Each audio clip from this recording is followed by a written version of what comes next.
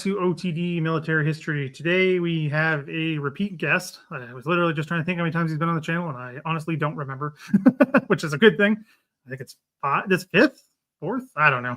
Doesn't matter. Fifth, yeah, I think so.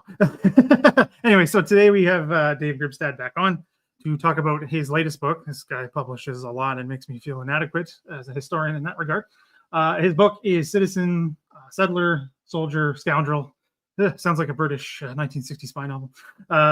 Social History of the Militia for Manitoba, 1870 to 1885. Very important dates. So we've had Dave on before. We've talked about this topic in more of a general way. So we're going to kind of go through, talk about the book, and how it's kind of divided and what Dave was trying to get at with it. I'm not giving everything away, obviously.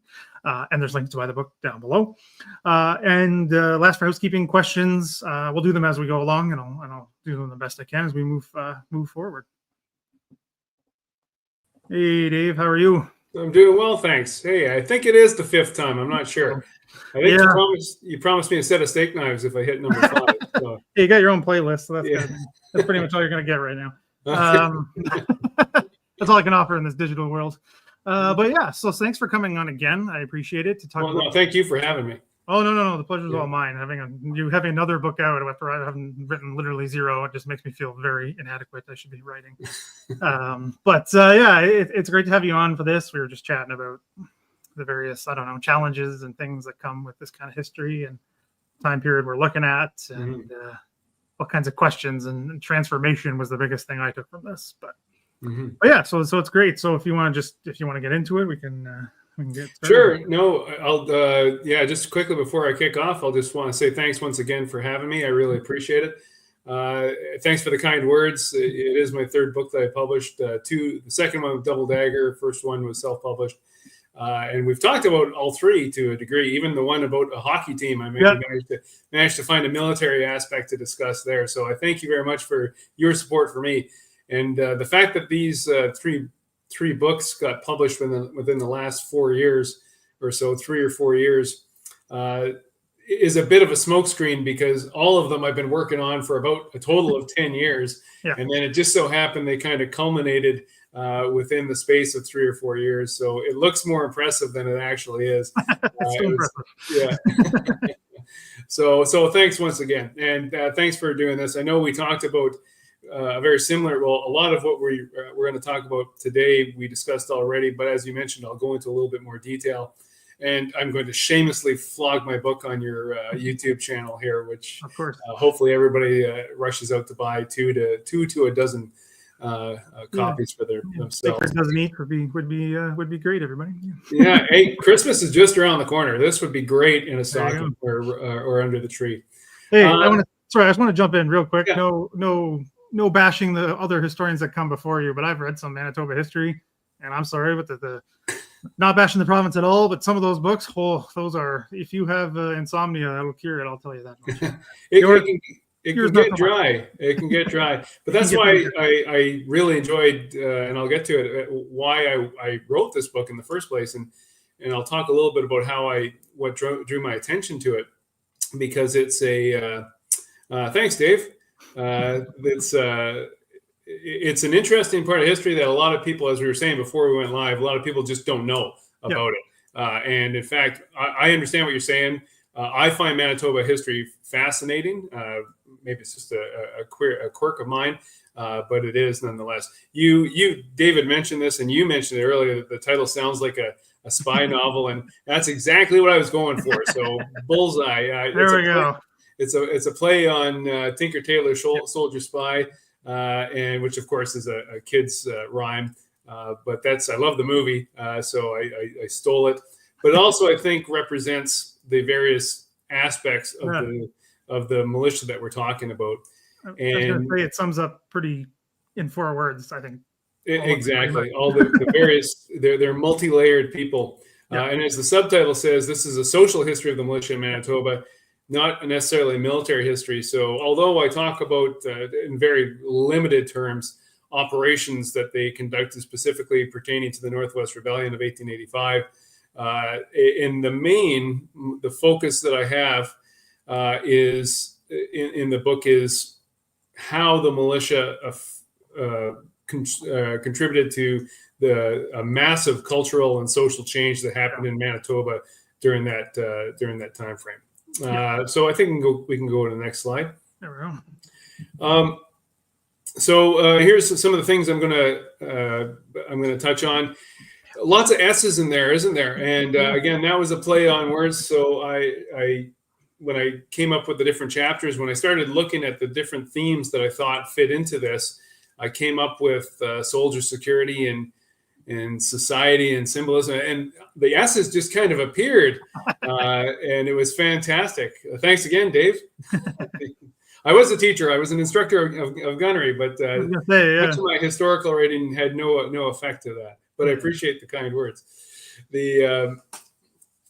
So there was all sorts of S's that just fit naturally, and but then when I got to the chapter about the process of intimidation and the violence and the insubordination, I really had to find an S word that would speak to that. And one of my favorite movies is Rob Roy. There's a line in there where Rob Roy, played by Liam Neeson, says to someone, "There best be no skullduggery here." And so that jumped into my mind. I said, that's how we'll fit. But my only concern is that a lot of people have no idea what skullduggery is. But it's if you do, that's the theme of that particular chapter. And that's where it was going to end. But I originally kind of floated this idea to the University of Manitoba Press several years ago. I eventually walked away from that because they wanted to take too much editorial control. And I actually thought changed the narrative substantially in a way that I didn't want it to go. But one of the better kind of peer reviewers that the university, I say better, he was friendlier to me than the guy who scathingly tore it apart. But the guy who was a little more friendlier with the review suggested that there should be a chapter about the Northwest Rebellion, which is where suppression comes from. So what these are just a list of the chapters that I go into in the book. Strategy, soldiers, security, society, symbolism, skullduggery, and suppression, which are in themselves themes as to how the militia affected the social change in Manitoba. Next slide, please. There we go. Oh, that didn't work out well. Okay. Oh, no. Yeah. Anyway, so I won't read this ad nauseum, but essentially in 1870, what we now call Manitoba, so in the turn of the year in January 1870, Manitoba was not Manitoba. It was still part of it was in what we considered, or the Europeans considered, Rupert's land. The Red River settlement was there, but it wasn't what we now consider the province of Manitoba. But it was a vibrant, isolated, and predominantly Francophone Roman Catholic Métis society. The vast majority of people that lived there were Métis, Francophone Métis, but not exclusively. There were English Métis, mostly Scottish actually. There were Canadians who had migrated from Canada, Americans, Hudson's Bay Company officials, and of course First Nations lived in the area as well. And their economy was centered on the bison fur trade. 15 years later, the vast majority of the province was Anglophone Protestant, many of whom, if not all of whom, came from Ontario or Great Britain. And the predominant economy was agriculture.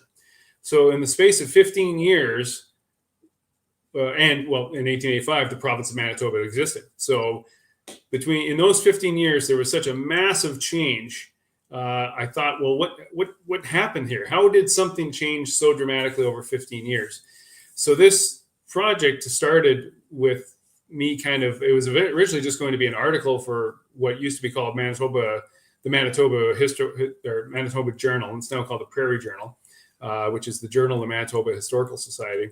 Yeah. But there's just so much information, and it was so broad. As I got research into it, it just wasn't. There was too much for just a article, so it turned into a book. And my thesis question was, what role did the Canadian militia play in this massive change? And the answer to that is an incredibly large role that I think a lot of people don't understand. And as we were discussing before we went live, I don't know, and I haven't read broadly on this, but in all my research, I never found another example. There might be one that I just haven't found, where we see a garrison that contributed so monumentally to such a enormous cultural change in such a short amount of time. So just to give you an idea, the population of Manitoba in 1870 was about 15,000, and I discussed kind of their ethnic makeup just a little while ago. Imagine, if you would, taking 800 soldiers and essentially dropping them in the middle of that society and keeping them there, although the numbers varied over the years, for 7 years, and what kind of an impact that would. And not just 800 soldiers who were dramatically different in their worldview, in their religion, in their ethnic makeup. And you can imagine where this change would have come from. So that's the overall thesis of the book. If you can go to the next slide, please. So we need to talk a little bit about strategy. So I start the book off talking about what was Canada trying to achieve, but not just what Canada was trying to achieve, but what the Canadians who would have lived in Manitoba in 1870, such as the colonel of the OTD Regiment. Yeah, I don't know what that refers to, but don't worry about it. All good. Okay. So I was wondering I got thrown off there. What the general zeitgeist of the Canadians who lived in Manitoba. And when I use the term Canadians here, I'm specifically referring to those Protestant Anglophones from Ontario who emigrated to Manitoba. So not only what was the national intent, but also what was their worldview. So in general, just to sum up, and I won't spend a lot of time on this, but the Dominion of Canada, if you could consider a colony like the Dominion of Canada was in 1870 to have a grand strategy, it had a strategy that it wanted to bring the Northwest into Confederation for a number of reasons. The most predominant one in my mind is because the Canadians of the day saw themselves as an important link in the global chain of the British Empire that specifically linked Great Britain to Asia, and also served as a counterweight to what to them was the biggest threat of the day, which was American republicanism. So in several treaties leading up to Confederation in 1867, the British had decided that discretion was a better part of valor, and they were selling off chunks of North America to the Americans, maybe not selling off, but settling with them various treaties, like Oregon, for example, in which Canadians saw what they considered to be their birthright, what they considered to be their Canadian manifest destiny, slowly being cut up by the British government, because the British realized it was far better to buy some peace with the now burgeoning American Republic than it was to face them in war. So that was kind of the impetus behind not just Confederation, but also the expansionist mindset of late 19th century Canadians and their attitude towards the Northwest. So in 1877, Governor General Lord Dufferin took a trip to the Northwest. At this point, by 1877, it had been brought into Confederation after the Manitoba Act of 1870. He took a more comfortable route, if you can call it that. He traveled by rail through the United States, then took a cart from North Dakota north, where he met up with Red River, and then took a steamship north to Fort Garry, Winnipeg at the time. And that's where he started his tour of the Northwest, it was the Taylor Swift moment of 1877 in the Northwest, because nobody of any such social stature had come to the region for years, if ever. Yeah. So it was a big deal when the Governor General showed up there.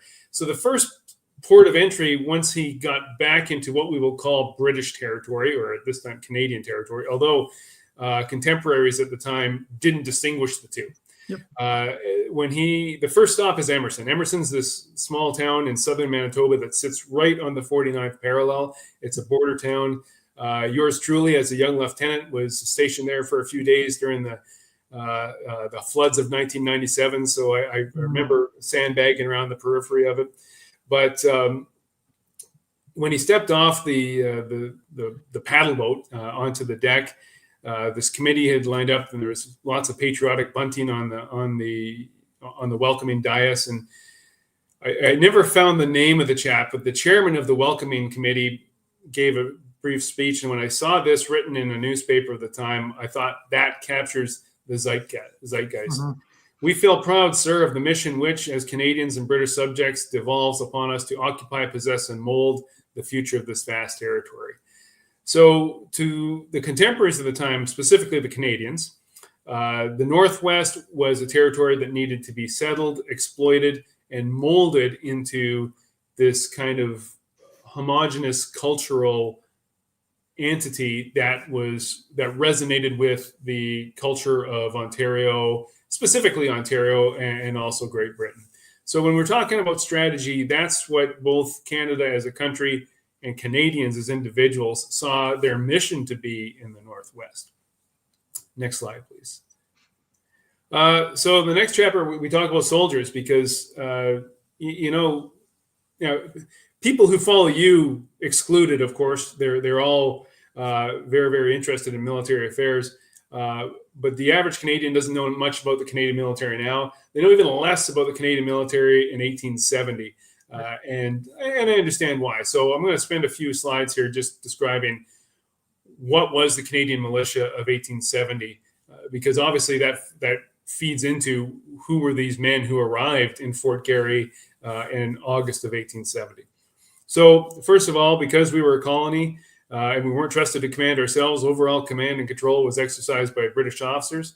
The Canadian aspect of the military was an active militia, which consisted of enlisted troops, and very similar to what we call now our primary reserve. They would join what they would call an active corps, which would be the same as like a reserve unit now. And they would train rather infrequently. Sometimes they would have weekend drills in their company headquarters. And if they were lucky and there was money in the coffers, there was usually sometimes a summer camp of 12 days or so, or maybe longer, where they got together and went through their maneuvers. So that was the active militia. So men joined that and enlisted and trained as they could. There's also a reserve militia. So the whole intent of the National Defence of Canada in 1870 was, and this was all based on the Militia Act of 1868 that came in after Confederation. One of the first things that the government did was pass the Militia Act, which set out how the militia would be structured. So there were a small number of British regular battalions in Quebec and Kingston and Halifax and various other locales that were kind of the backbone of our defense. Then we had our active militia, and then there was a reserve militia, which were essentially all the men of Canada who were within a certain age group, and they were liable to be called up as a levée en masse in the event of an emergency. Now, there were exceptions. So, for example, widowers were not forced to register in the reserve militia. I believe magistrates and prison guards and some other folks. I don't remember all of them. It's in the book though, but there were classifications of people who were exempt from having to be in the reserve militia. For example, if you were a 75-year-old, you were not expected to enroll in the reserve militia. And then you were categorized, no matter where you fit, you were like class A, B, C, or D. And then depending on the scale of the emergency, they would call up class A and then B, then C, then D. And generally speaking, they weren't given any training whatsoever, but they did have to be registered onto reserve militia rolls so that at least people knew where they were and where to find them. Next slide, please. Yeah, those are, just quick. Those are fascinating documents to see those, because some of my ancestors are on them. So it was really fascinating to see that and to learn that Canada has had some form of conscription since the beginning, which is for sure. Another thing for another time, but I just like to point it out. So generally speaking, I just put this together. I know I'm going to get some protests because we got a lot of historians here. I realized that was not the Canadian flag in 1869 to 1873, but I thought we used the Union Jack at the time. But so I needed to distinguish between Canadian and British. So if you're furiously typing an email to me, I get it. I apologize. So the general officer commanding British forces in North America, who was Lieutenant General, kind of exercised overall control. He was kind of a mentor. I don't know, in my reading, and I might be wrong, I could be corrected on this, but it's not like there was a direct chain of command, but he was the senior guy to whom everybody kind of looked for guidance and direction. And then Sorry, I was going to say until they didn't want to do what he said. Yeah, exactly. Yeah, which happened a few times. Anyway, for sure. But then directly in the militia, there was the Adjutant General of the Canadian Militia, who was a colonel. But interesting story. I'll backtrack a little bit. When it came to the Red River Expeditionary Force, which we'll discuss very, very shortly, essentially the General Officer commanding British forces in North America at the time, it was Lieutenant General Young. Was it Young? Lindsay, I'm sorry. Lindsay, yeah. Yeah. He essentially took over planning the whole thing. Maybe not he's a lieutenant general, so he's not like counting out how many barrels of sugar need to go and stuff like that. But taking the lead in it. So there was a degree of command and control there. So returning now to the Adjutant General of the Canadian Militia, that was a British colonel. And then the Canadian militia was divided into military districts. And once again, the graphics messed up here. I apologize, everybody. But militia districts 1 through 9, and you can see the location they were in. And then in each one, I just threw some infantry battalion symbols there. They weren't just in military district 5, but they were spread out throughout. So those were the active militia corps, which we would call units these days. So those military districts were commanded by deputy adjutants general, who were ranked lieutenant colonel. Next slide, please. But by 1874, actually it started in 1871, but it was in 1874 that we did away with the General Officer commanding British forces and created the position of General Officer commanding the Canadian Militia, who was a major general, normally British. There was a Canadian in there. I can't remember his name. At one point, I think it was quite a bit later after this time period, I believe. Yeah, much later. And then that position, that General Officer commanding Canadian Militia, eventually became the Chief of Defense Staff after a few other changes, but that didn't happen until the 1920s. The Adjutant General of the Canadian Militia was still there, but then you'll see, once again, apologize for the graphics, but Military District 10 in Winnipeg, Manitoba, that was created in 1871 in response to a massive Fenian invasion that was more farce than fury. But we'll talk about that in a little bit. But by the time period we're talking here, there were 10 military districts divided up as you see fit, or as you see in front of you, pardon me. Next slide. So we can't talk about this without talking about the Red River Resistance. I won't go into a lot of detail, but we know from we discussed a little bit earlier that Canada had an interest in acquiring the Northwest. They entered into negotiations with the British government and the Hudson's Bay Company, and in December of 1869, they secured an agreement to purchase the Northwest for 300,000 pounds from the Hudson's Bay Company.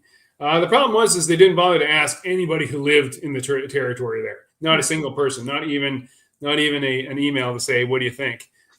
So the inhabitants of the region took umbrage with that.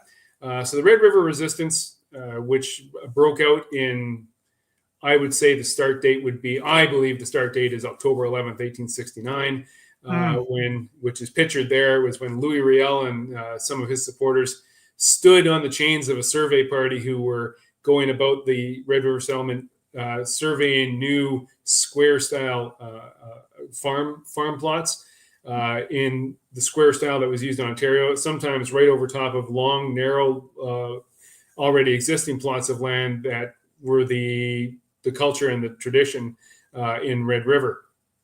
So Louis Riel emerged as the leader, and the Red River Resistance resisted the annexation of the Northwest without any consultation. They eventually produced a provisional government called the Provisional Government of Assiniboia, and that led to these nation-to-nation negotiations with Canada when the provisional government dispatched 3 emissaries from Manitoba to Ottawa to negotiate the entry of the Northwest into Canada, into Confederation. They brought with them a Bill of Rights, which the provisional government had produced, which essentially laid out what the provisional government's demands were for entering into Confederation.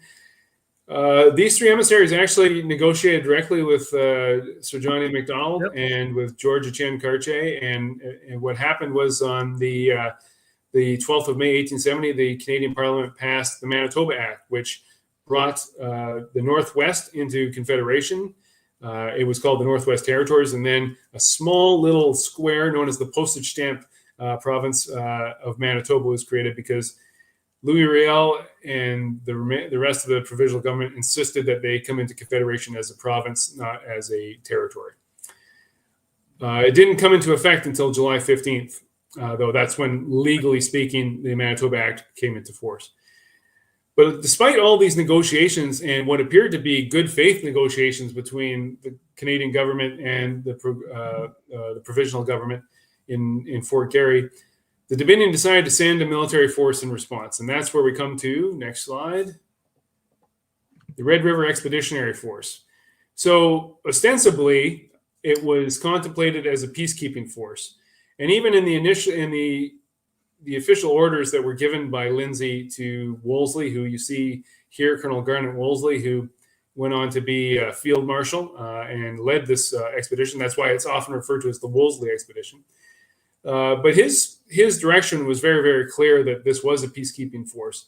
However, there was plenty of anger and plenty of animosity amongst the troops, and even even with Colonel Wolseley himself, who throughout the whole of it had hoped that Louis Riel would resist. And many of them marched off to Fort Garry, or paddled off, as it were. We'll talk about that shortly, to Fort Garry with the intent of bringing these ragamuffins to heel in their mind. And it strikes me as odd that this was all happening. In fact, the day when the lead company left Toronto for Collingwood was the same day that the Manitoba Act was passed in Parliament. So, notwithstanding all these negotiations, we were still sending a force out there, although ostensibly as a peacekeeping force. It was a combined force of regular British, Canadian militia, and some support elements. I go into a little bit more detail in the next slide. So there we go. The 1st Battalion, 60th Rifles, the King's Royal Rifle Corps, were the British regulars. Then there were 2 ad hoc militia rifle battalions, 1st Ontario Rifles and the 2nd Quebec Rifles, and G Battery of the Royal Artillery. They came along with 4 7-pounder mountain howitzers. And the key thing to keep in mind here, well, two key things. The British were adamant that they would not stay. Yes. And the Sir John A. Macdonald was adamant that they had to participate and held out that they should, because I believe he wanted to have the British participate as a deterrent to Americans, that if there were a British regular battalion involved, there was this pervasive fear amongst the political leadership of the time of American expansionism and an American invasion of Canada and a Fenian invasion, another Fenian invasion. So he definitely wanted those British regulars there. However, the British had decided to call their legions home in 1871. So the orders were given that the British would participate, but they would turn around almost right away and come home, which they did. They spent no more than a week in Fort Garry before they started their trek back, and then arrived back in Toronto, and I believe they took a train to Montreal, got on a boat, and headed back to London. It was that. Pretty sure that's exactly what happened. Yeah. The UK. Yeah, no problem. So that's how. And on the table on the right, you see how the force was made up. So that was the nucleus of the. Just very briefly, sorry. They took the train from Toronto to Collingwood, steamship from Collingwood to Thunder Bay, and then between 25 May 1870 and 24 August 1870, they paddled along this river route. This is a long historical river route that the fur trade had used for decades, centuries, to penetrate into the interior and to trade with First Nations in the continental interior. There were 3 ways to get to Fort Garry. at this time frame. You could either take this route, which was often called the All-Canadian route. You could also get off at in Hudson's Bay and take the Hayes River system from the coast of Hudson's Bay down, south into, because you're actually climbing the river in that regard, but you're down south through Lake Manitoba, ending up in Fort Garry. Or if you have the money, you could take the railway to the American Railway to about somewhere in North Dakota, in which case you go onto a cart trail and followed it north. So traveling through the United States was not an option. As you can see, they figured that May was still too early in the season to actually avoid the ice in the Hudson's Bay. So the All-Canadian route was the only option they had. So 24 August 1870, they arrived in Fort Garry. Next slide, please. So they arrived on the 24th of August. The entire force was strung out over days. So the lead vanguard elements of the force were the British regulars. And considering that they knew that the Manitoba Act had been negotiated, and they knew that essentially on July 15th, this whole territory was nonetheless coming into Canadian Confederation, they still formed up into battle formation, pushed out scouts, flanked security, and marched on the fort. And throughout, there are numerous reports of the soldiers stirring for a fight as they approached the fort. When they arrived, famously, a few officers came in by the southern entrance, I believe it was, and they found Louis Riel's breakfast uneaten, still warm and uneaten. And some people were spotted. They assume it was Louis Riel and some of his lieutenants running south or crossing the river and heading south. And I would imagine it was probably wise of them to do so, because had these troops actually gotten a hold of them, notwithstanding the fact that this was supposed to be a peaceful transfer of authority, probably some nefarious things would have happened. But nonetheless, 24 August arrived over the next couple of days, 24 August, the British arrived over the next few days. The Canadian militia battalions arrived. The British turned around and went home, and the Canadian battalions settled into garrison the Northwest. Next slide, please. So they soon became, known as the Dominion Forces on Service in Manitoba. That's kind of the term that was used to describe them. And this was specifically to differentiate from them, and we'll see in a little bit, the active militia corps that were created. They became the nucleus of the Red River Force. There was a total of 4 Red River expeditions, so the original and 3 reinforcements. And then, as I mentioned previously, in 1871, Military District 10 was created in Manitoba. And there's the very first Deputy Adjutant General of Military District Number 10, Lieutenant Colonel William Osborne Smith. If you ever go to Winnipeg, if you go to Osborne Village, or if you go down Osborne Street, or if you're old enough to remember Osborne Stadium, where the Blue Bombers played, and they're going to win the Grey Cup on Sunday, by the way. I have to take a moment to mention that. But if you do find your way there, that's all named after him. So next slide, please. Just jump in real quick. I don't want to say anything because it's somebody else's research, but I've been helping him, and he's an interesting dude in his own right for all kinds of reasons. So, for sure. We can maybe have a certain individual who's working on that on the channel when he gets that all finished up. But anyway, he's nice. He's interesting for his own reasons, and most of them are not good. Anyway, yeah. So I'll go through this real quick. There was a series of reinforcements in October 1871. The second expedition, I won't read everything, but 275 men from Ontario and Quebec. And that's because after the first year, they realized they didn't need 800 soldiers in Fort Garry. So the force was reduced from about 800 to 89. And in May of 1871, when the soldiers' original terms of service were expired, so there was only 89, just a couple companies worth. But then came the Fenian invasion, which we'll touch on shortly, and the decision to reinforce them with another 275 men from Ontario and Quebec. Next slide, please. Then again, a year later, in September 1872, the Third River Expedition. Once again, it was sent in response to the impending end of terms of service of the men who came out the previous year. This had another 100 men from Ontario, 100 from Quebec, and uniquely 26 men from B Battery in Quebec City. And of course, A and B Battery were the first permanent elements of the Canadian military, created on 20th of October 1871, and now a National Historic Event recognized by the Canadian government. Yeah. They brought along with them another 2 7-pounder muzzle-loaded rifled guns. And next slide. The fourth and final Red River Expedition came out a little over, well, not even a year later, in May 1873. It was sent in response to increasing fear about Indigenous violence. And that was a theme that goes through, we'll touch on it a little bit more, but one of the Dominion's key strategic goals here was to settle the West.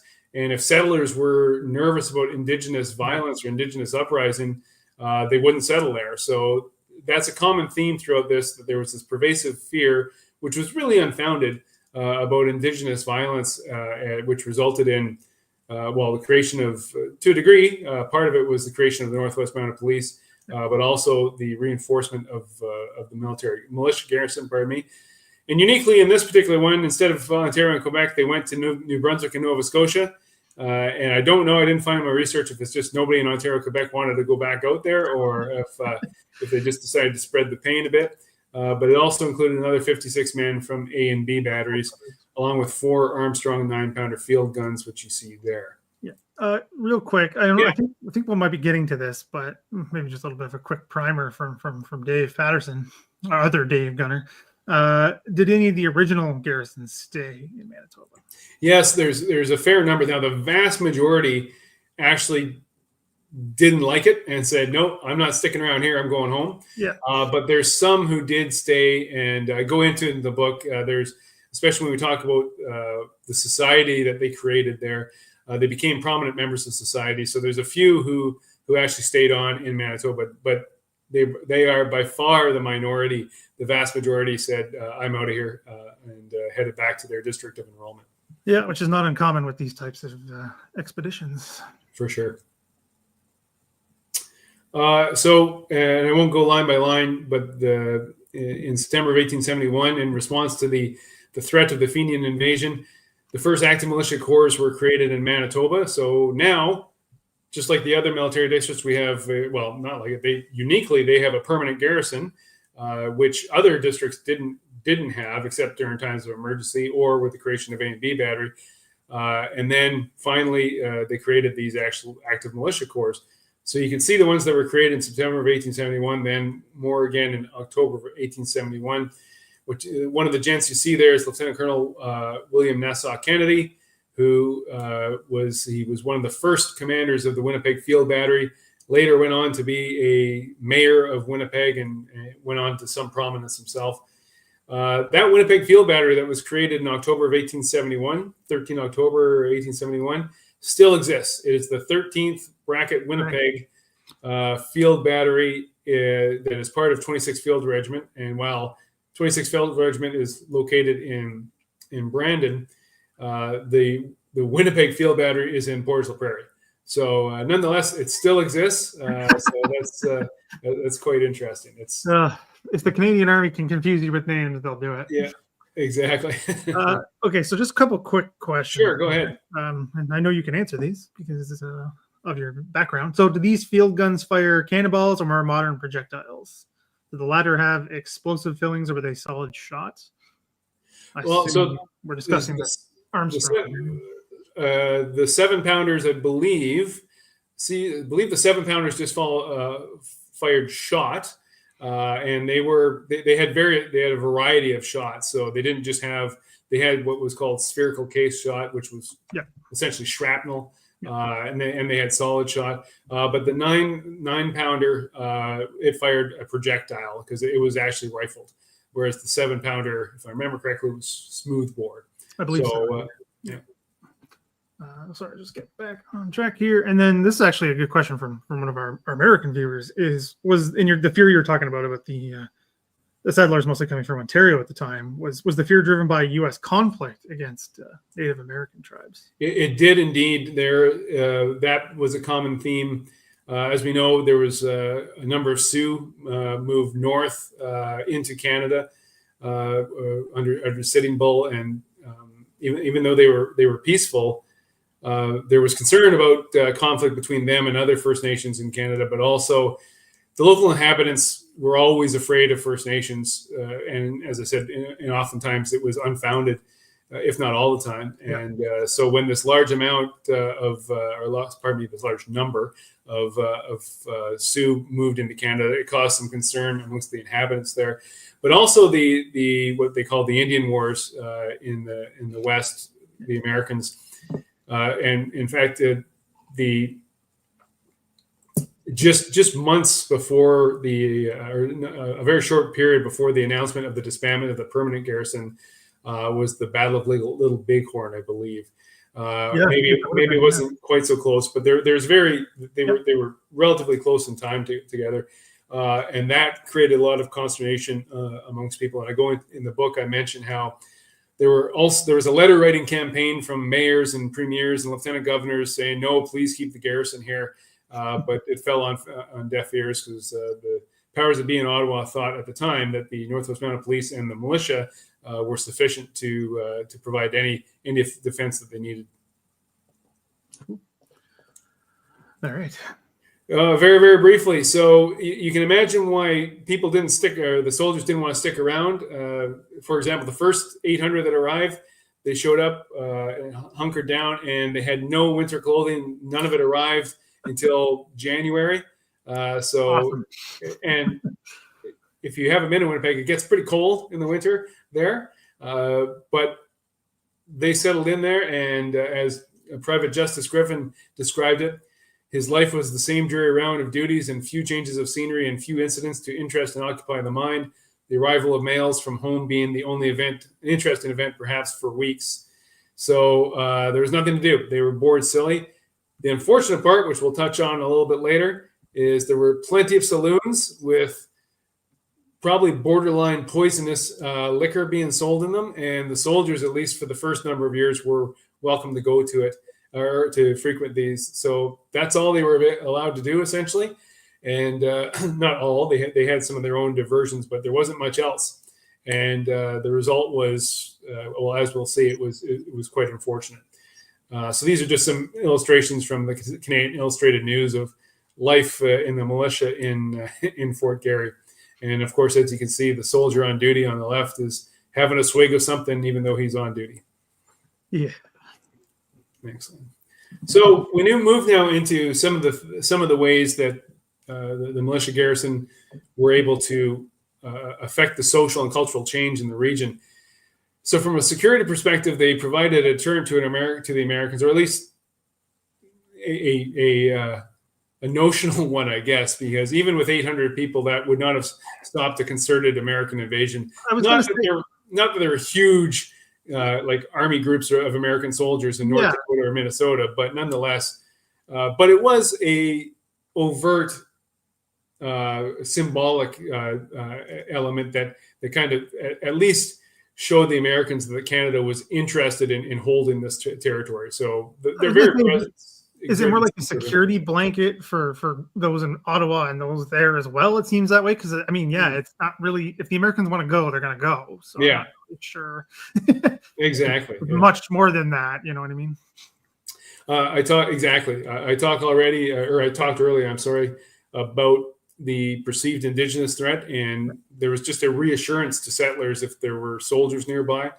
They also provided law and order. There were really no police forces there. And public safety, firefighting, and enforcing quarantines. Next slide, please. So once again, General John O'Neill was turned away in Southern Ontario and decided that he would exploit the racial tension that existed in Fort Garry at the time. So he took his army and moved up to North Dakota and launched an attack of Manitoba in October of 1871.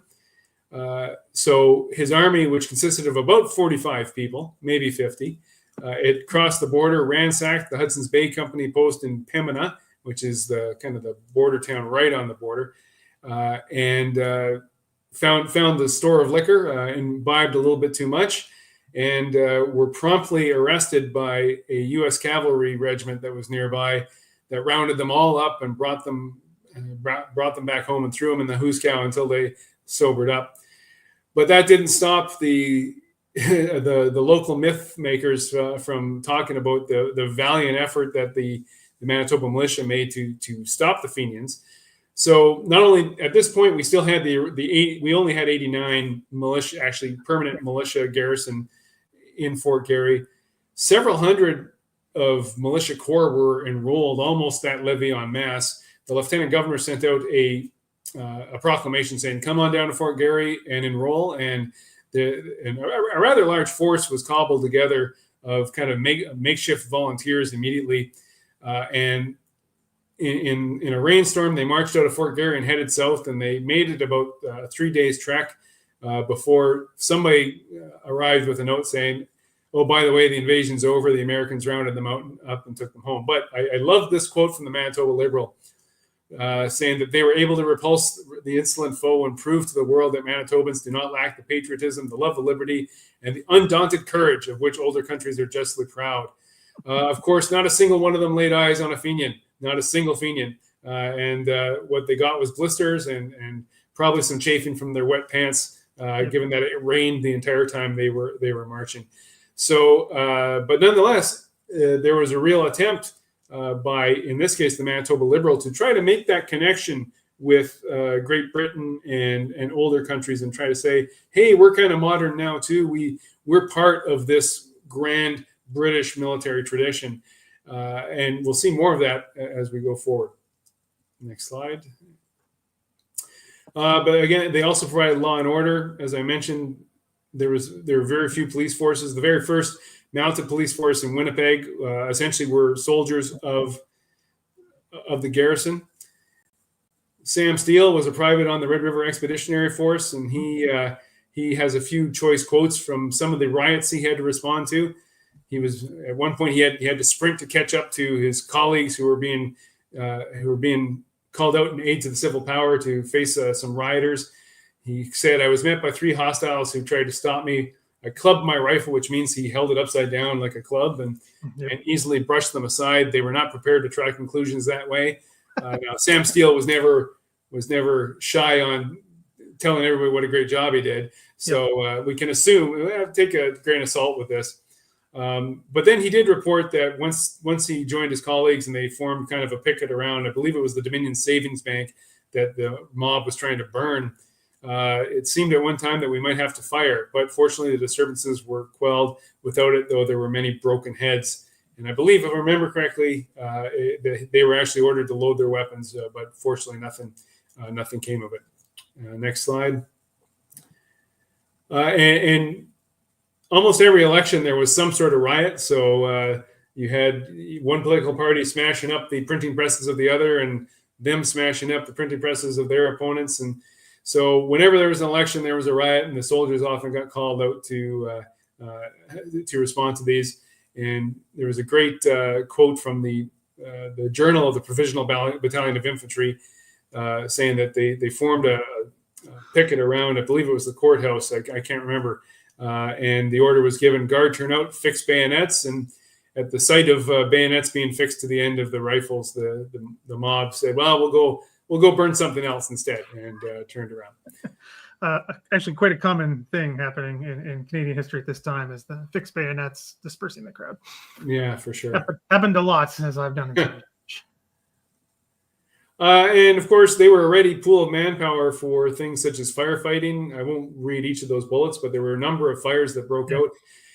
And of course, Manitoba at the time did not have many stone buildings. Almost everything was made of wood. So the threat of a fire was quite prominent. And especially in the summer, they were literally built on the dry prairie. So a prairie fire could break out as well. So oftentimes the militia garrison was called out to fight fires. as we talked about William Osborne Smith earlier, when the government got around to creating the Northwest Mounted Police, he was actually the first, albeit acting commissioner of the Northwest Mounted Police. If I remember the story correctly, I can't remember who originally got pegged to do it, kind of turned it down at the end. And then I believe it was French was the original commissioner. Before he could actually take up his duties, Osborne Smith was the first acting commissioner. I was told by the historian of the RCMP once that they had to come up with nobody really realized this until years later. And they thought, well, he has to have a regimental number. And if you know anything of RCMP history, it's not like a service number. Well, I think it is now, but it starts at like 1 and then goes on down. So if you were like number 1, you were like, I believe French or whoever the first commissioner was is number 1. So he was actually given the regimental number of 0.5. so I would have gone with -1, but but nonetheless, I think a lot of people in Manitoba don't realize the role that he played in actually setting planning the logistics and administrative requirements of the force for when they finally arrived in Manitoba. And there was a devastating smallpox outbreak in 1876 that affected First Nations communities and also the Icelandic community. And when we talked about the Falklands some time ago, we discussed that. So 20% of the garrison was deployed to enforce a quarantine line. Fortunately, everybody survived. They were out there for about 4 months. And the only injury that occurred was an ensign, like a second lieutenant, came back from duty on the quarantine line, and he came back into whatever quarters he was at, and he sat down and leaned his rifle against the table. Never lean your rifle. That's rule number 1. And of course, it was loaded for some strange reason. And a young child ran by and knocked it over. It went off, and he shot it. Well, he didn't really shoot himself in the leg, but he ended up getting shot in the leg because of this. So that was the only injury from that smallpox outbreak amongst the soldiers. But of course, if you read the details of the smallpox outbreak, it was absolutely devastating to the First Nations and the Icelandic community that suffered under it. Next slide, please. Symbolism. So I moved from security into symbolism, and Michael Walzer has a great quote here. He's a political theorist, and he wrote that the state is invisible. It must be personified before it can be seen, symbolized before it can be loved.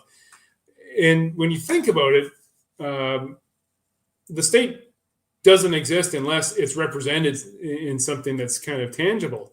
Mm-hmm. And we're surrounded by it, flags, buildings, streets, you name it.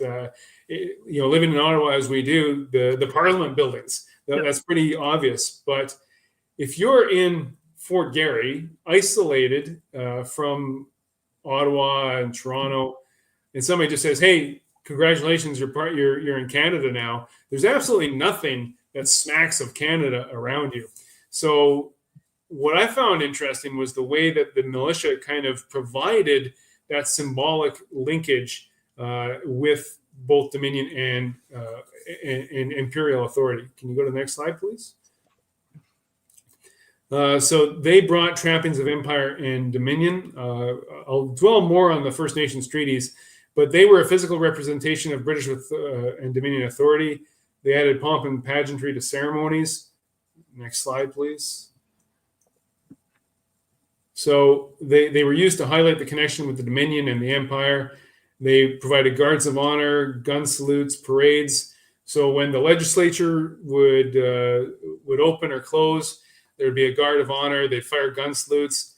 There would be routine parades like on the Queen's birthday and whatnot. And all of these things served to reinforce, even if they didn't know they were doing it, to reinforce that there was this new linkage with a Dominion authority and as part of the overall empire as well. So what had once been a foreign concept to the people of the Northwest, Canada was over there. It was a months-long journey to get to it. It was someplace you heard of, but it was almost like a different planet given the circumstances of the day.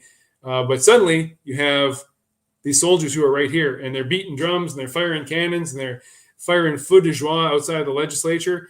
And it's starting to seem or starting to align more with the institutions that existed in Ontario and in Great Britain. Interesting, they wore rifle green uniforms when they marched out. But in a few years after the garrison was created and after the arrival of the Expeditionary Force, Colonel Robertson Ross, who was the adjutant general of the militia, paid a visit out there, and he actually he traveled out to Fort Garry and then rode a horse with his 15-year-old son, all the way to Vancouver in a visit of the Northwest.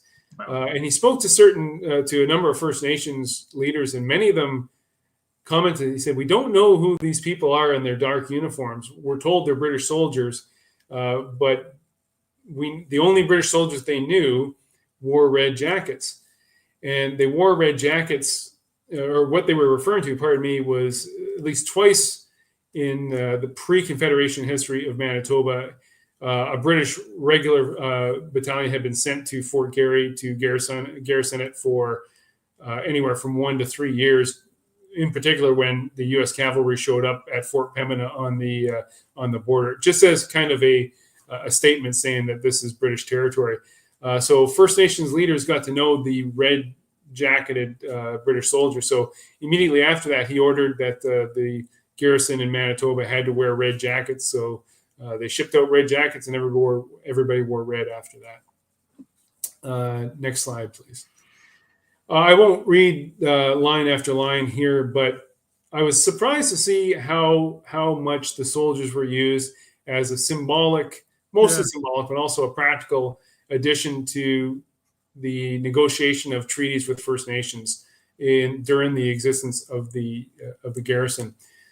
So, as I mentioned, the overall strategic goal of the Dominion government was to settle the Northwest. And the only way they could do that was to extinguish the First Nations' claim to the territory. And they did this by negotiating treaties throughout the Northwest. And in the next slide, when we get to it, you'll see where those treaties were. A discussion for another day. I think we all know the ramifications of those treaties, specifically how the Canadian government over the years did not live up to their part in the negotiations. In some cases, they did not negotiate in good faith, but nonetheless, that was their tactic or strategy to open the West to settlement by European settlers. So military members were key elements of many of the negotiations. If you go to the next slide, we go into a bit more detail.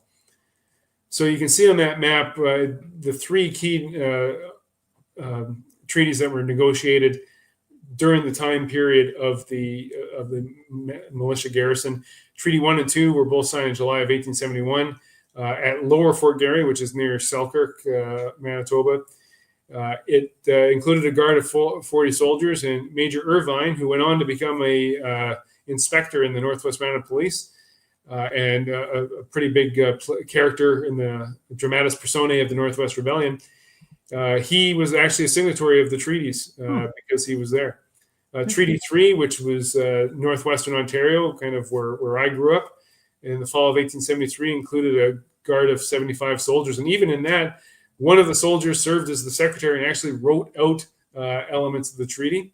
And Treaty 4, in August of 1874, a guard of 113 soldiers accompanied the negotiators, and they brought along a 7-pounder cannon. And they did this for a number of reasons. There was symbolic and practical reasons.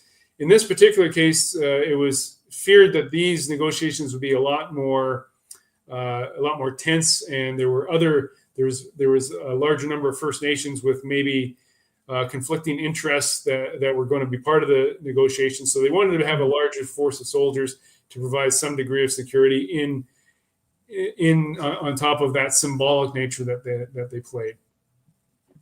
And next slide, please. And society. So essentially, being a member of the militia in the 1870s was as much a social status card as it was an actual practical thing. The number of officers who were officers in the militia and never did any training, and all they wanted was a fancy uniform and to say that they were Colonel so-and-so or Major so-and-so, that was common practice in the Canadian militia of the time period. So when this garrison descended upon Fort Garry and the active militia were created, they provided a social elite in the environment that was along the line of what it was in Toronto, Montreal, and whatnot. Not so much kind of the business elite that existed in pre-Confederation Red River settlement society. In order to recruit, so there was no central recruiting like we have now, the Canadian Forces Recruiting Group. If you wanted to raise a active militia corps, you had to go out and do it. So in order for, if somebody wanted to call themselves the commanding officer of a corps and they wanted to raise a corps, you couldn't just be Joe down the street. You had to have some sort of social standing so people know who you were. So many, especially in the active militia corps, the officers were prominent citizens that played a leadership role in society, often businessmen, and almost exclusively, not entirely, but almost exclusively, they were settlers who came from Eastern Canada and settled in the region and started a business in the region. They also introduced concepts such as the club. So our famous chap there, Osborne Smith, created a military institute, which he founded on the club principle. There's a great joke that if three British gentlemen in the 1800s or the late 1800s were to find themselves on a deserted island, shipwrecked on a deserted island, the first thing they would do would be to form a club and elect one president, one vice president, one treasurer. And that's just what gentlemen did at the time. So they created this club, and then very many of them were founders of the Manitoba Club, which exists to this day, which is a club on the quintessential Victorian club principle. And so they imported concepts such as that into Fort Garry society. Also, they contributed to public entertainment. When the British regulars left immediately, they left all their band equipment. And you're saying, why did they bring band equipment on such an arduous trek? I'm not sure, but they thought it was important, obviously. So the band of the 1st Battalion, 60th Rifles, they came along for the ride. And they probably said, well, I'm not carrying this all the way back. So they left it, and several bands were formed out of that. And they also, in order to entertain themselves, theater groups. And when you go through the newspapers of the time period, there's often references to a dramatic group or a dramatic and literary society or a theater troupe that were formed by soldiers, and they would have these shows, and the band would play, and they'd put on skits, and they'd invite people in to see it. So they contributed to this form of public entertainment. And another element is the Manitoba Rifle Club. So harken back to the slide where we talked about the levée en masse, when everybody was, every fit person was in the reserve militia. It was expected that if you were a member of the reserve militia, although you didn't have to parade and you weren't officially a member of any of the corps, you were expected to have some degree of proficiency with a rifle. So across Canada in the 1870s, there were rifle clubs that were actually funded by the government just for this reason, partially funded anyway.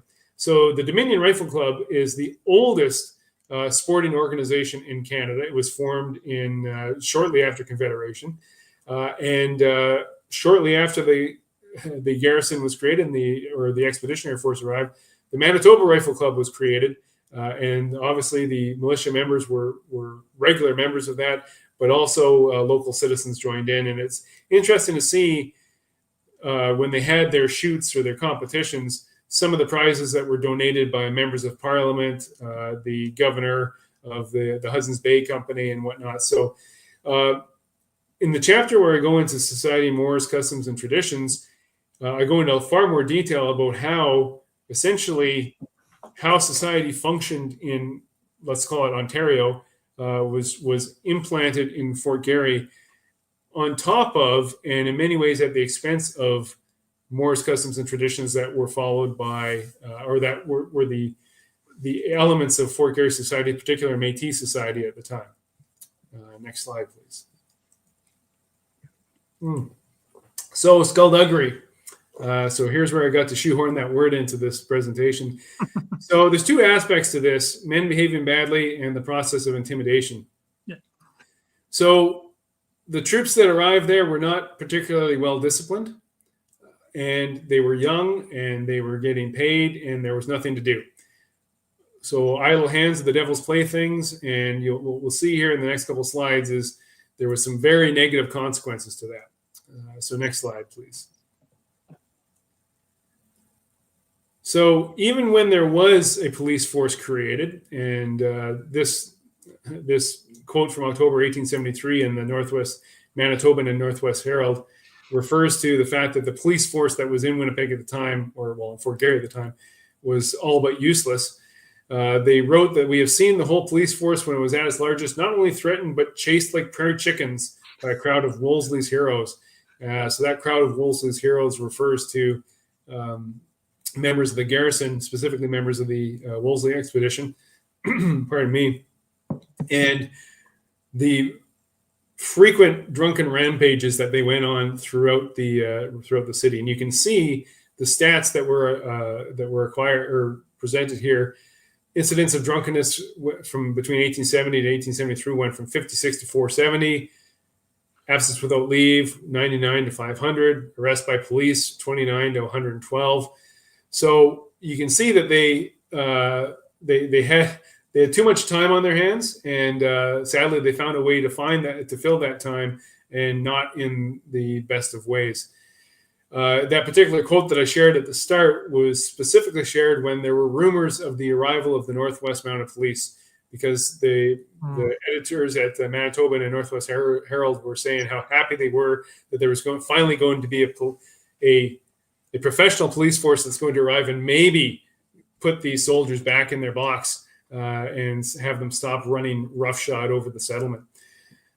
Next slide, please. And sadly, it escalated all the way to murder. There's plenty of assaults, but in August of 1874, Winnipeg's first public execution happened, and lamentably, it was Corporal Michaud of the artillery. He was a member of B Battery out of Quebec. He was found guilty of murder after a night of drinking, so he snuck out of Fort Osborne, which was the fort that was created to house the militia garrison, and with some friends went out drinking, and was stumbling home one night and came across a young man. I can't remember his full name, but his last name was Brown.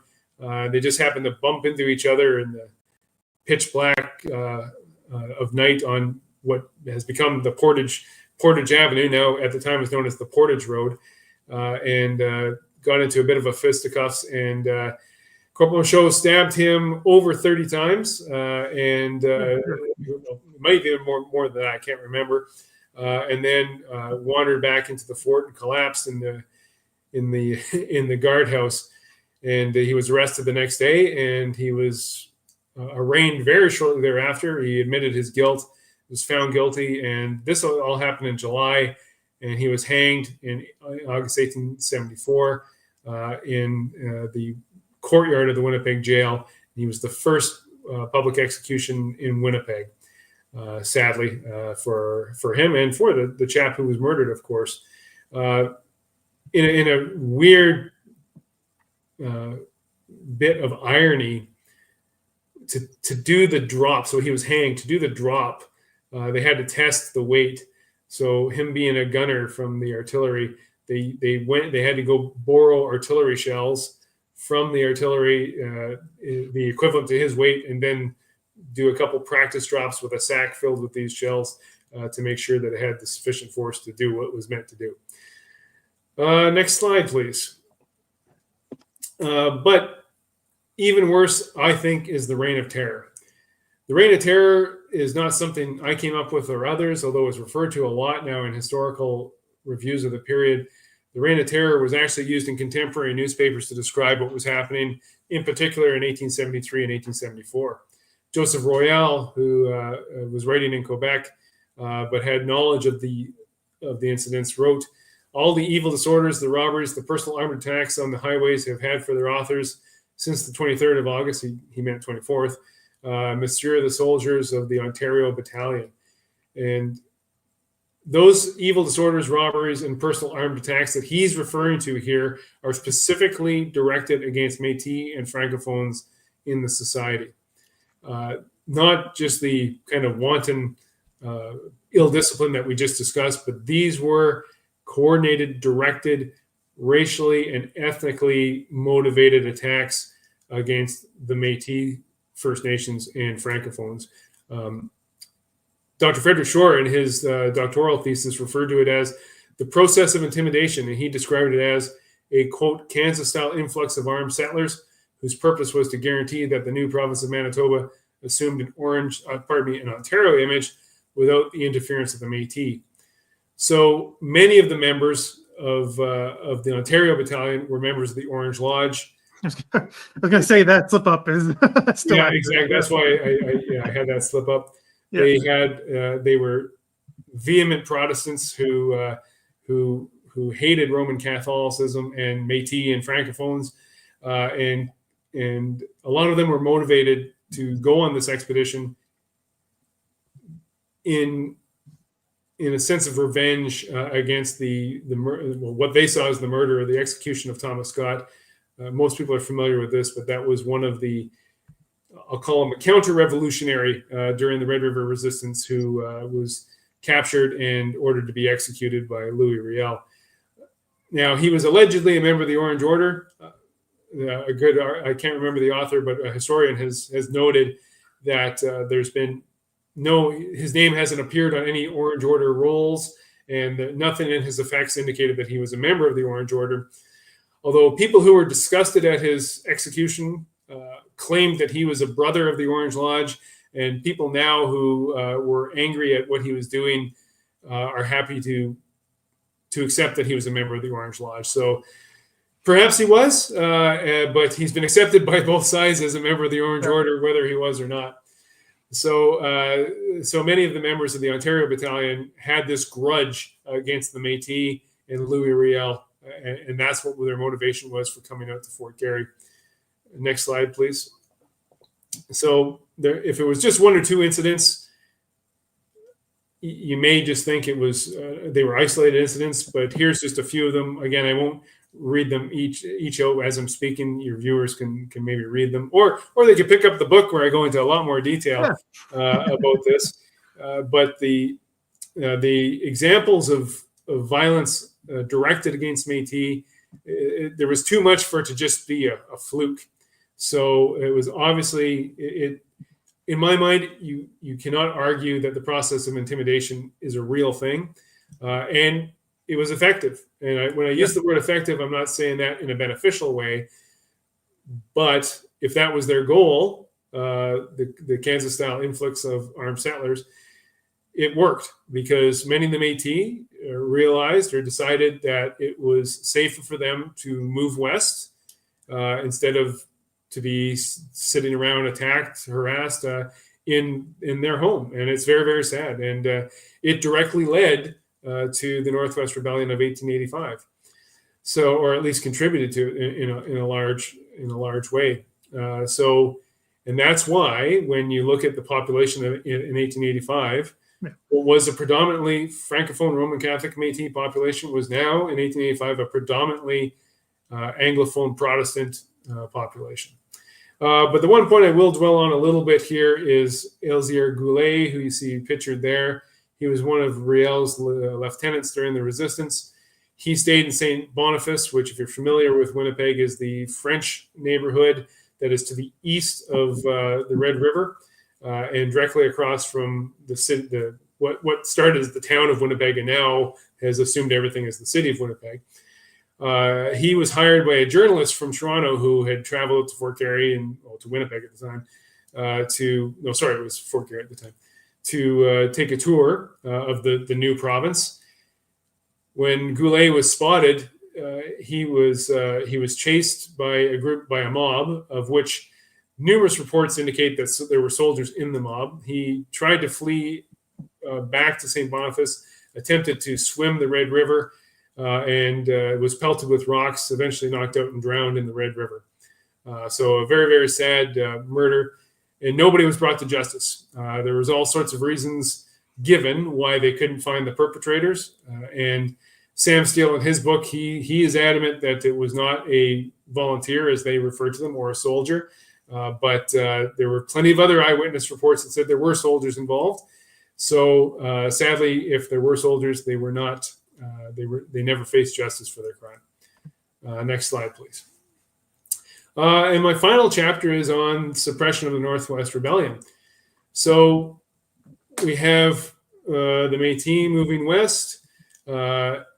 We have First Nations treaties being signed in the early 1870s.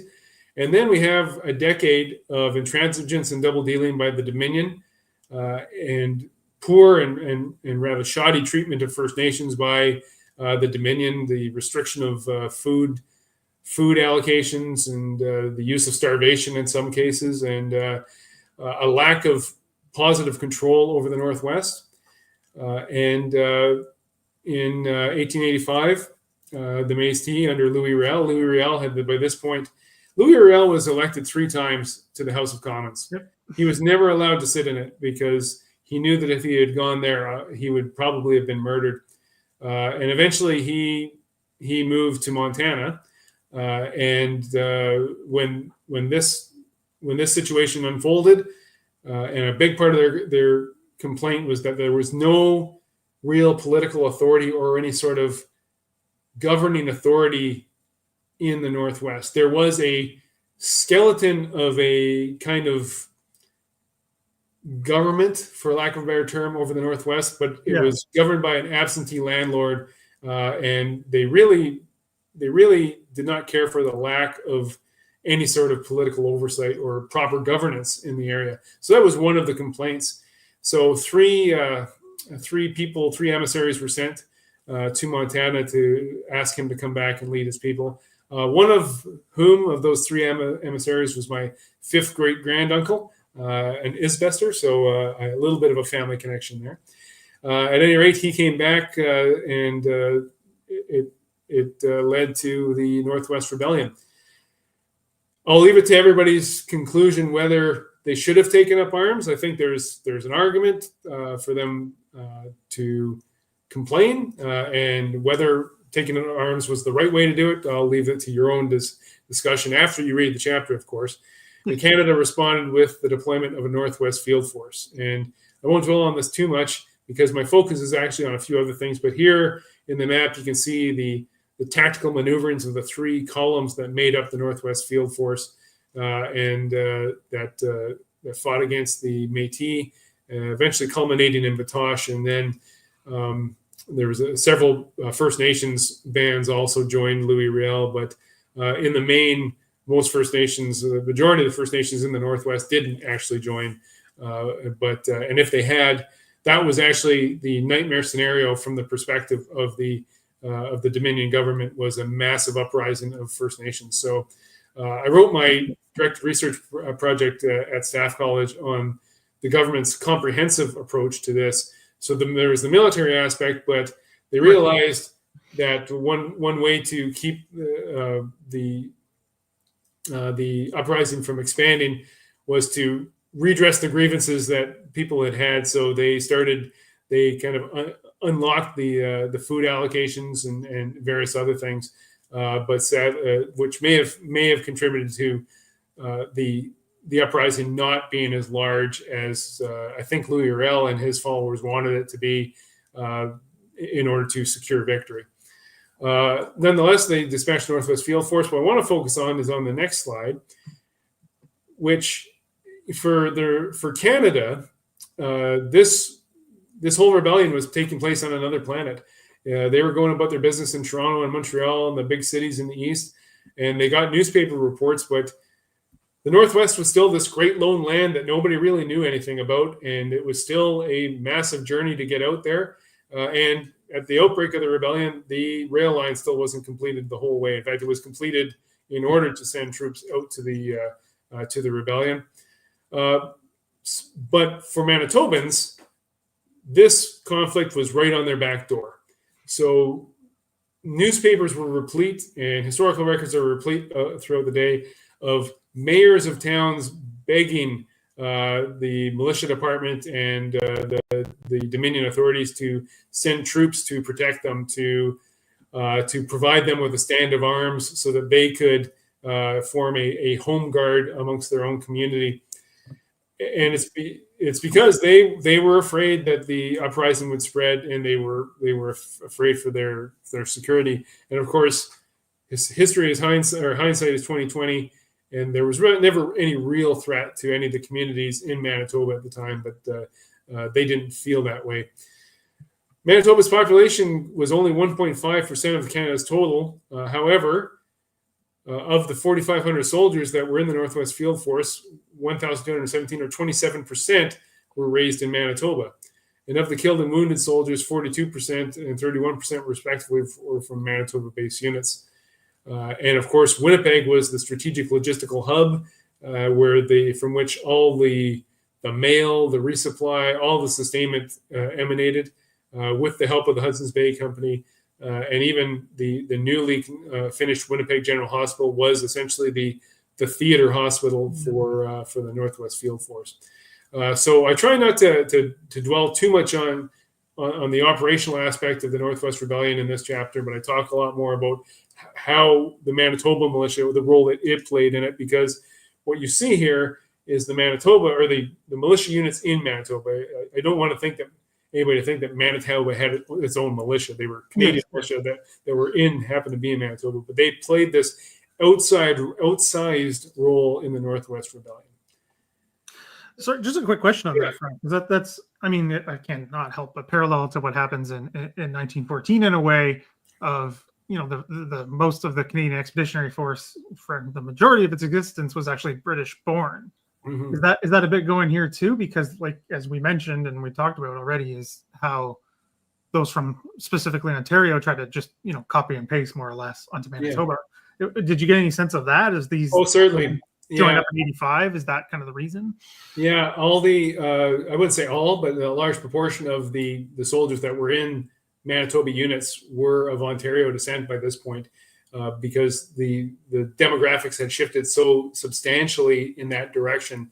That's all that was there. Not all that was there, but a large portion of who made up the population of Manitoba at the time. Cool, thanks. Mm-hmm. So to conclude, I won't read this whole thing, but essentially, one of the things I wanted to resolve with this book was to paint the picture that the militia weren't just faceless automatons. They played a massive, massive role in this, what I think is an unparalleled social and cultural change between 1870 and 1885. And there were perhaps many good things that they did. There were many, many bad things that they did as well, that we touched on. And part of history is understanding the good and the bad, and you can't divorce the two in this case. But I will finish with the last kind of a couple sentences there. These men had a far broader cultural influence than the prevailing narrative allows. They were citizen settlers, soldiers, and scoundrels whose impact went far beyond the barracks and the battlefields. Like the throngs of British settlers from the East who installed their familiar political, economic, religious, and social practices and institutions on their new home, for good or ill, the militia enabled the cultural transmogrification. That's a big word. That's a big word.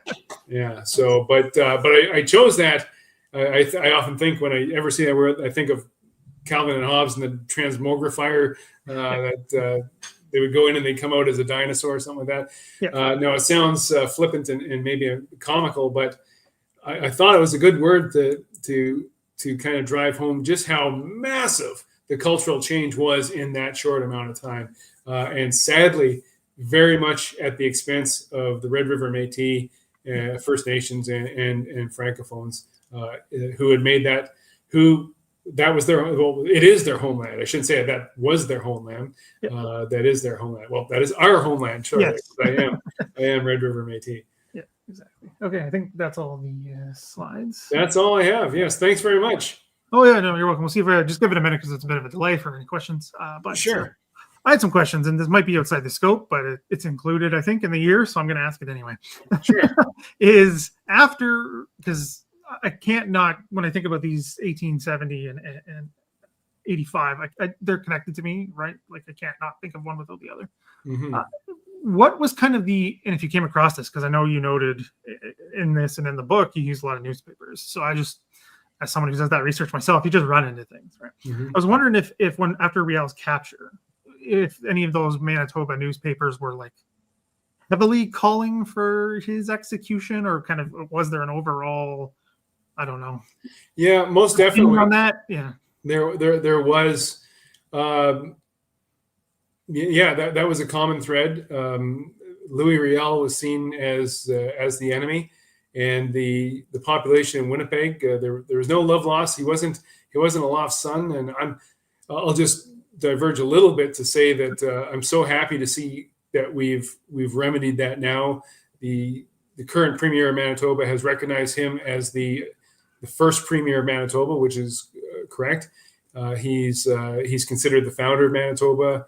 He's now held in quite high esteem in Manitoba. So it took a long time to get there, but there was a bit of a cultural change there as well, and I'm glad we're going that way. But to go back to your question, there was a massive victory celebration when the troops were returning, and Louis Riel was burned in effigy numerous times, and this was reported on by a number of newspapers at various celebrations along the or throughout Winnipeg.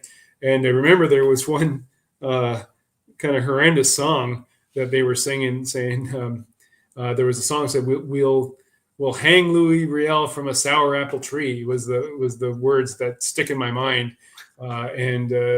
So there was certainly a large degree of vehemence and hatred amongst the population of Winnipeg towards him, quite unfortunately. But like I said, I'm glad things have changed for the better so far. Yeah, that's even been I would say, a quite recent change as well. Yes.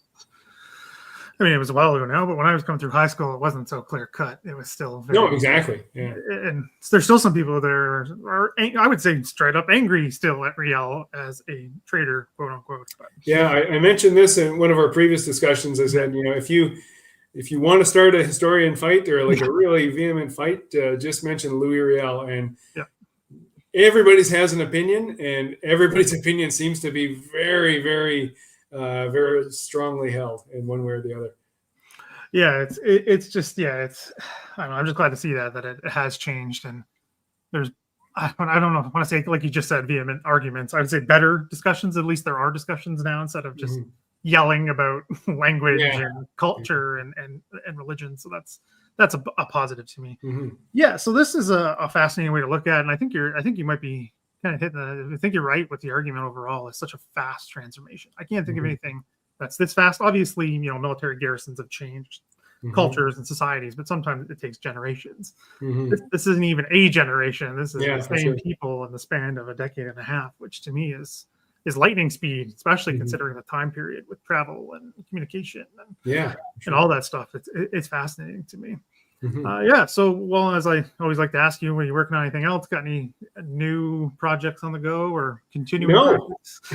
No, I've got a few things bouncing around the Bray Housing Group. I actually think the Red River resistance needs to be looked at again, and I don't think there's been a real decent history of that for a number of years. So perhaps to be looked at through a more modern lens. So that might be my next one. But that's these three that we discussed earlier, the three books I published, like I said, have taken 10 years. So if you're still doing this in 2034, maybe we'll be doing this again with my next book or something.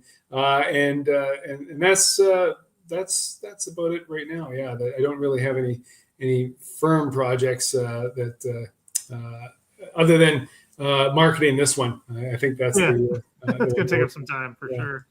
That'd be I would push for that. I mean, I love your writing, and like Dave O'Keefe said at the beginning there, it's just your writing. It's very well done and very clear, which I know a lot of historians struggle with doing. So they can make these impenetrable books. So it's great to have that. I appreciate that in a way, but it's still not leaving anything. And I'll note for all your viewers that I wrote this entire book before ChatGPT came out. So there you go. It's all me. That's something we're gonna have to say moving forward. No, I think I agree. It needs a new look. It needs a new lens.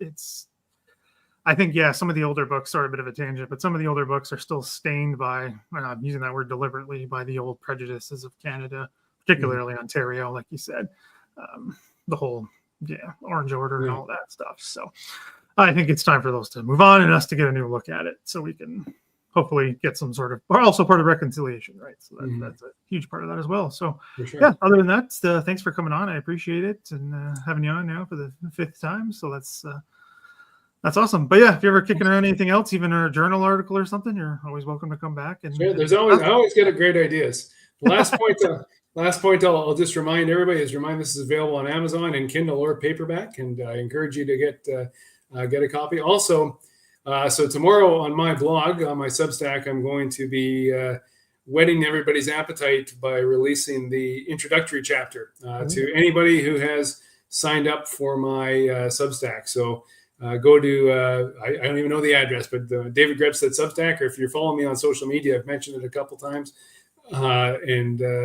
Sign up, and it'll be deposited into your email inbox sometime tomorrow. Yeah, and I agree. That is, sorry, I'm just responding to a comment here. I mean, I read the introduction. Was that the other night? Yeah, the other night, and it got me hooked, but I didn't have time to finish it, right? So, and I got the digital copies. I'm old school with love the paperbacks, but nice. But yeah, I got to read it some more because you got me hooked. I'll say that much, and I think you got a good publisher there as well. I mean, for sure. They send me books. I'm not going to pretend there's not a little bit of bias there, but they just, I think they know what they're doing. So it's definitely good. Check it out. Yep. I'm thankful for Phil and the team at Double Dagger. And so this was supposed to come out this summer. So I will just mea culpa. I dragged my heels on this, and I did. I don't think I met a single deadline that Phil gave me. So that makes you a true historian right there. Yeah. You don't hit your deadlines. So I appreciate their patience and their kindness. And he didn't swear at me once. So there you go. Yeah. Thanks very much.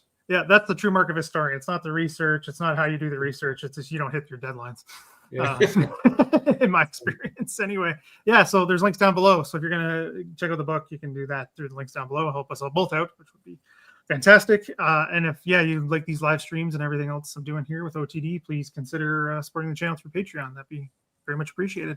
Other than that, everyone have a good night. Nothing planned as of yet. I have some ideas I'm bouncing around and some people I'm going to ask to come on, but got to see what's going on the next little while. But just stay tuned to socials in here, and we'll get some more live streams going with some other people. So thanks again, Dave. Appreciate it. And everyone have a good night.